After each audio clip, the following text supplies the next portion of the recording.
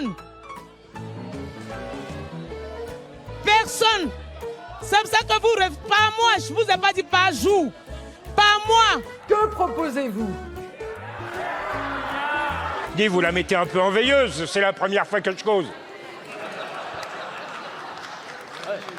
Monsieur le maire, vous avez travaillé il fut un temps pour Dominique de Villepin qui avait dénoncé la lâcheté de ceux qui refusent de défendre les intérêts de la France.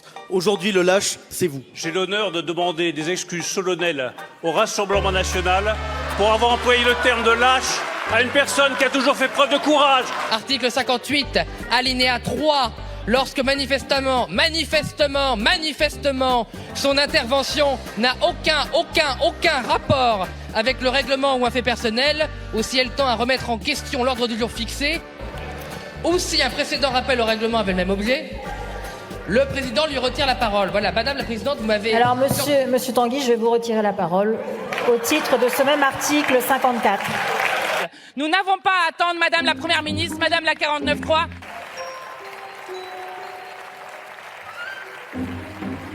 Sur le fondement de l'article 49, alinéa 3 de la Constitution, j'engage la responsabilité de mon gouvernement. Encore, me direz-vous?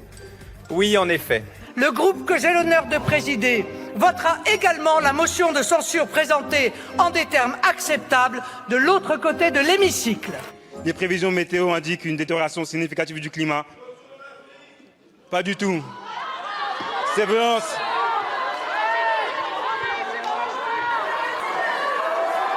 Attendez, mes chers collègues, non mais qui... Ouais. Une fille avec une mini-jupe bleue, des plateformes shoes de 10 cm de hauteur, un espèce de sac à dos rose dans le dos. On nous avait juste dit de mettre une tenue dans laquelle on se sentait bien. Moi, je me sentais sexy là-dedans. Et là, je me suis dit, la télé, ce sera plus jamais comme ça. On est passé à une autre ère, l'ère de la télé-réalité.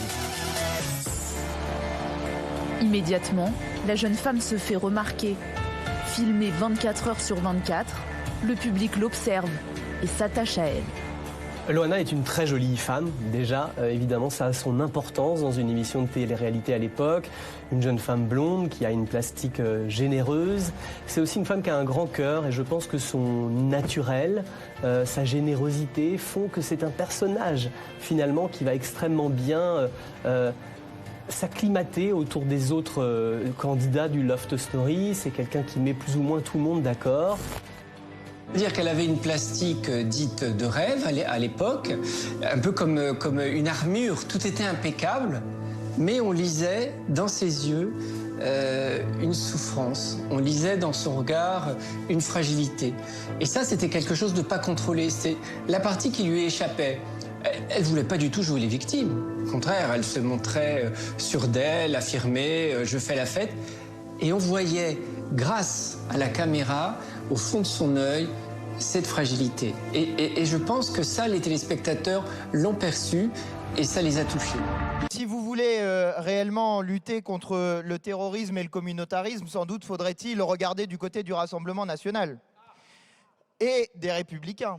Vous avez une vraie stratégie communautaire dans ces élections. Rédaction de Loopsider.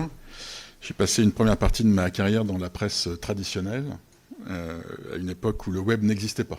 Je suis sans doute un peu un des dinosaures de cette salle. Et un jour, j'ai regardé les chiffres de diffusion, les chiffres de vente, et je me suis dit que les gens qu'on voulait toucher n'achetaient plus les journaux et qu'il fallait aller les chercher ailleurs. Donc j'ai fait un choix, justement, aller les chercher là où ils étaient, sans jamais sacrifier ce qui fait la valeur du journalisme, la rigueur, l'honnêteté, l'intérêt général, le terrain, le temps long et la nuance. J'ai notamment cofondé le magazine en ligne Slate en 2009, Loopsider en 2018.